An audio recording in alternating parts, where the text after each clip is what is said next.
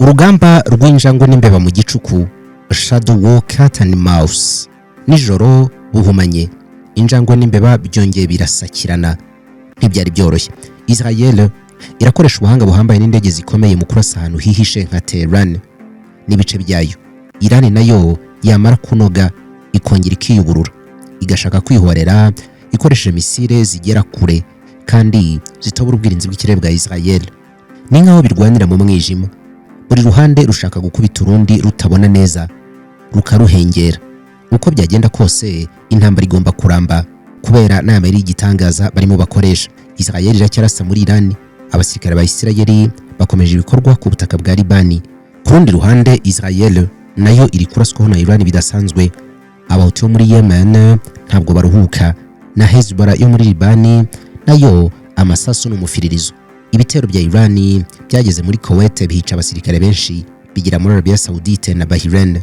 Perezida wa Leta Zunze Ubumwe za Amerika Trump yavuze yuko Iran yamwemereye amato 15 yuzuye ibikomoka kuri peteroli nk'ikimenyetso ngo cy'uko ibiganiro by'amahoro birimo bigenda neza, nyuma y'uko Iran yangije ibikoresho by'ikoranabuhanga byari byarazanwe na Ukraine mu karere. Ubu noneho bamaze gusenya indege ikora uburinzi bw'ikirere kurusha izindi zose muri ako karere. Iyo ndege yakoreraga muri Arabia Saudite kandi Amerika igira nke cyane muri ubwo bwoko. Ku munsi yo kuwa mbere, raporo y'inzobere mu gisirikare cya Amerika yagaragaje yuko batiyumvisha ukuntu Iran yarashe iyi ndege ngo ishwanyaguze. Babiri mu bakoze iyi raporo berekanye yuko Uburusiya bwagize uruhare muri iki gitero bitewe n'ukuntu cyakoranywe ubushobozi no kudahusha. Naho ibiro ntaramakuru bya leta ya Iran byaje no kwemeza ko komanda mukuru wa ILGC Navy yapfuye nyuma y'iminsi ine Israel itangaje yuko yamurashe. Niwe musirikare mukuru wari usigaye muri uyu mutwe w'impinduramatwara urwanira mu mazi. Buri munota ingaruka z'intambara ziragera ku rwego rushya kandi ku ruhando mpuzamahanga. Ni ibiki bigezweho ubu muri iyi ntambara? Mu gihe umuhora wa Hormuz ukomeje kuba ufunze mu buryo bufatika bikozwe na Iran, peteroli yo mu burasirazuba bwo hagati ntabwo ikigera ku isoko mpuzamahanga n'ibice byose by'isi. Ibihugu byatangiye kumva neza ingaruka zo kugabanuka kw'ibitoro bya peteroli.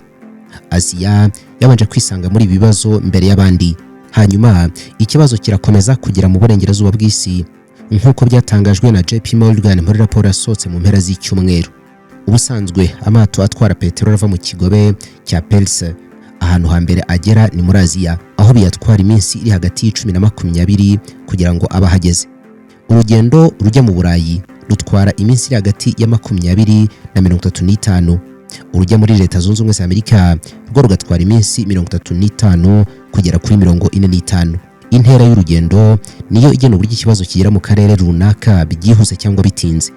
Nk'ubu hari amato aturutse mu burasirazuba bwo hagati mbere y'intambara. Ayo ngayo ntabwo aragera muri Leta Zunze Ubumwe za Amerika uyu munsi.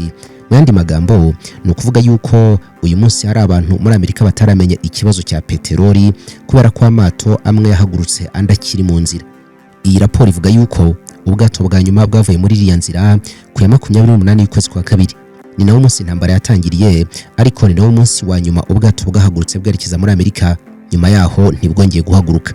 Uyu munsi Aziya y'Epfo niyo burasirazuba niyo iri kugerwaho n'ingaruka zikomeye.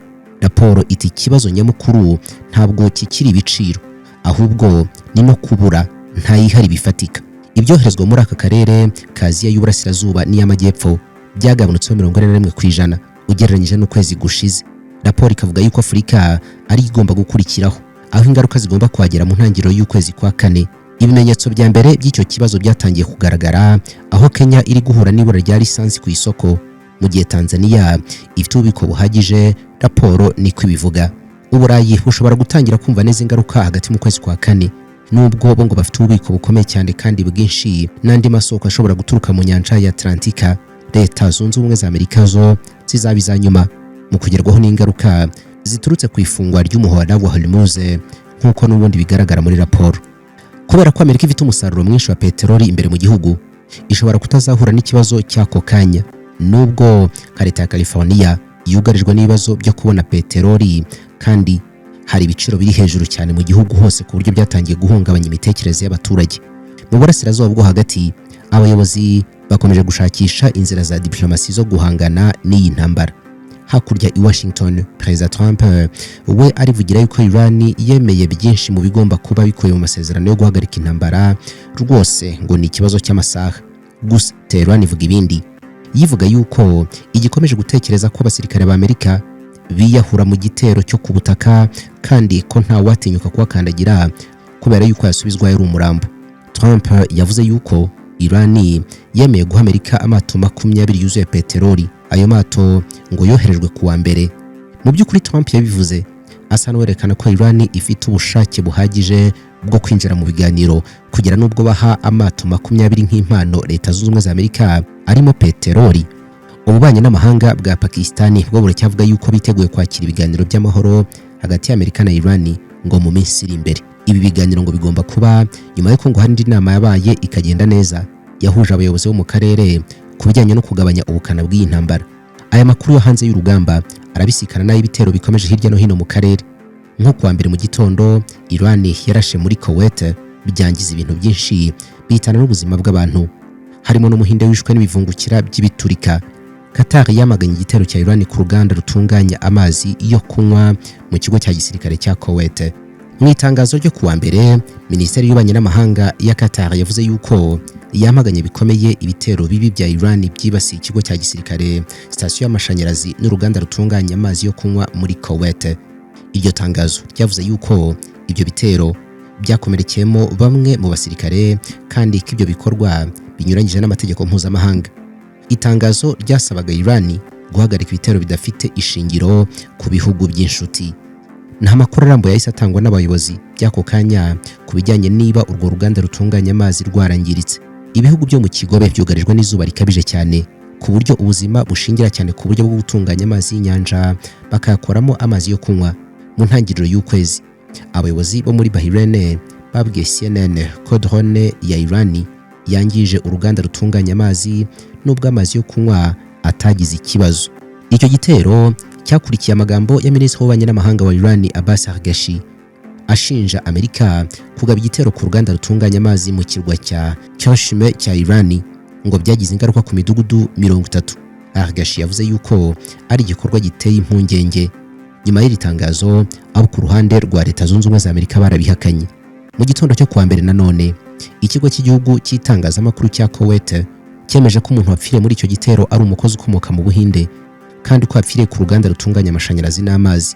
Urugaga mpuzamahanga rw'abakozi International Labour Organization ruvuga yuko mu bihugu by'Abarabu hari abakozi babimukira barenga miliyoni 24.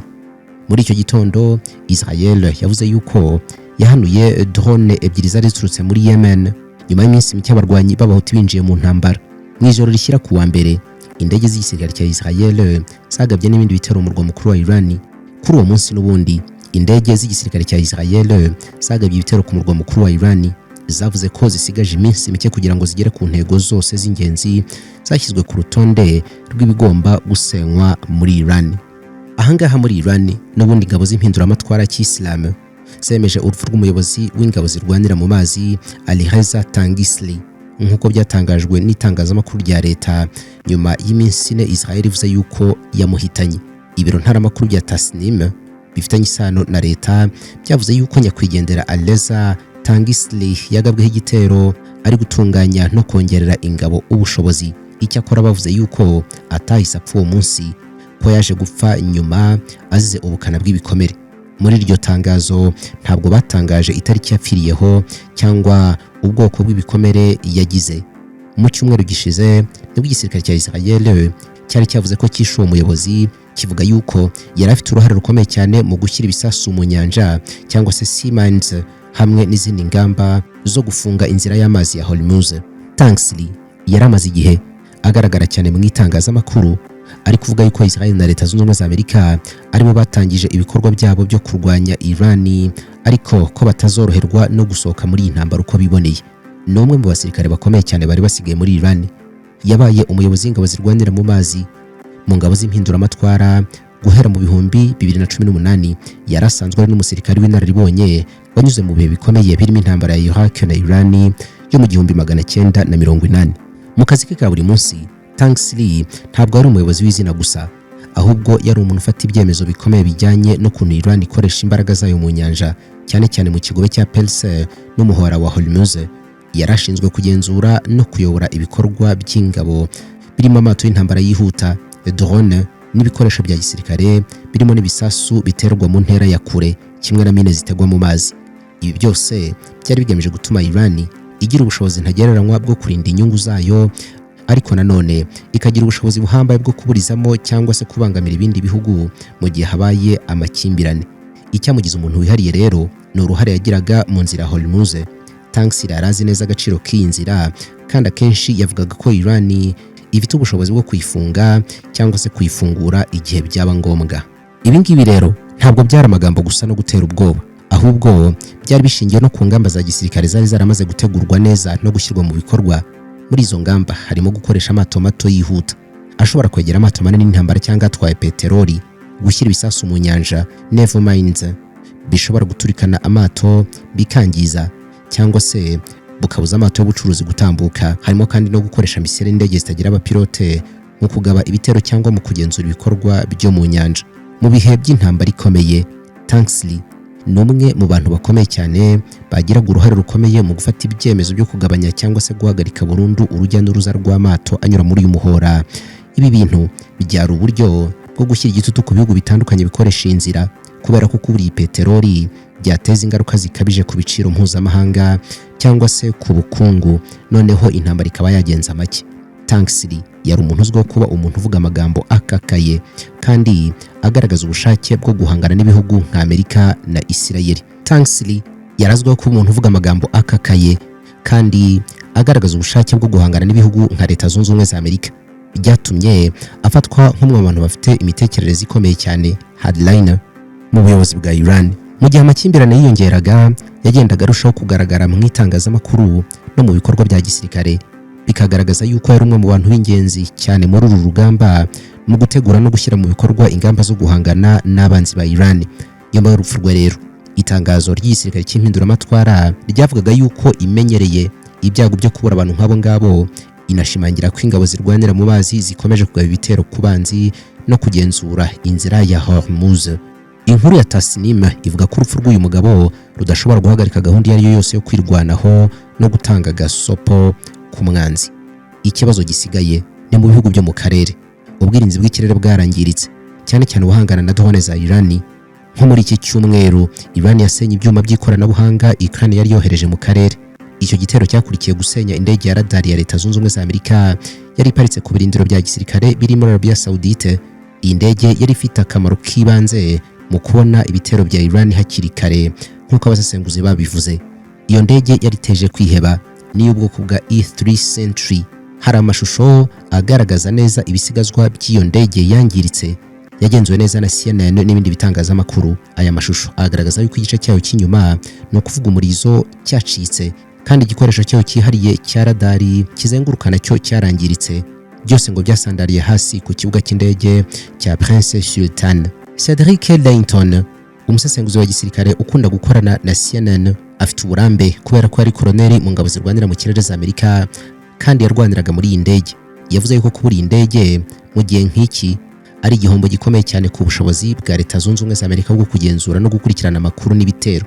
Ati ibi ngibi byagira ingaruka kandi zigomba kubaho mu kohereza ibitero n'ubwirinzi no kugenzura indege z'abanzi n'ibisasu bya misile. Ibinyamakuru byinshi bivuga yuko byavuganye n'abayobozi b'ingabo z'abanyamerika ziri mu karere kugira ngo bagire icyo batangaza ku isenywa ry'iyo ndege, gusa ngo bavuze ibintu bike.